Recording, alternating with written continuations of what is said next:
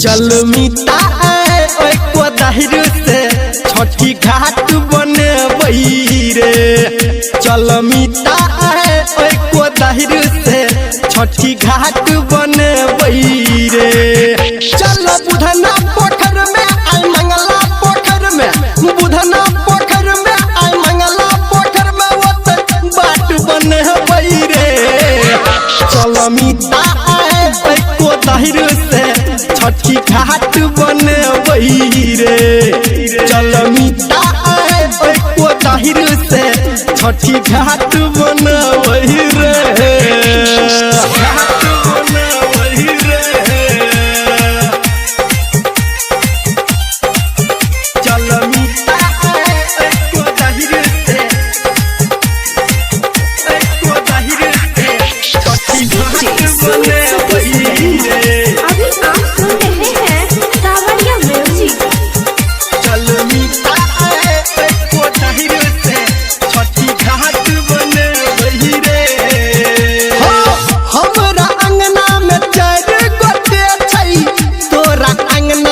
पाँच मिता तोरा अंगना में पाँच रे।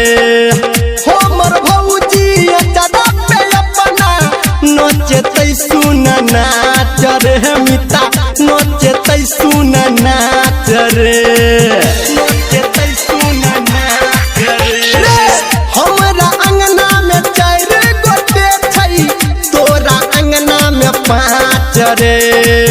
हो मोर भौजी चदा नोचते मिता नाच रे। चल गंगवा पोखर पे आई मंगला पोखर पे, गंगवा पोखर पे आई मोहना पोखर पे बाट बने रे। चल मिता को दाहिर से छठी घाट बने रे। चल मिता को दाहिर से छठी घाट बने रे। घाट बने रे। चल मिता को दाहिर से छठी घाट बने रे। चल मिता को दाहिर से छठी घाट बने रे। सबसे लोटे 10-20 चंदा घाट पे डीजे बजे रे मिता, घाट पे डीजे बजे रे।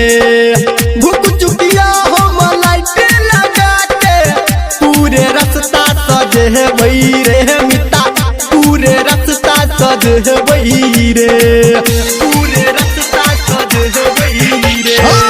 सबसे लोटे 10-20 चंदा घाट पे डीजे बजे रे। भूख चुकिया हम लाइट लगा के पूरे रास्ता सजे रे। धर में नरा पोखर पे, निर्मलिया पोखर पे, गोतमा पोखर पे, सोनदैया पोखर पे बाट बने रे। चल मिता को दाहिर से छठी घाट बने रे। चल मिता को दाहिर से छठी घाट बने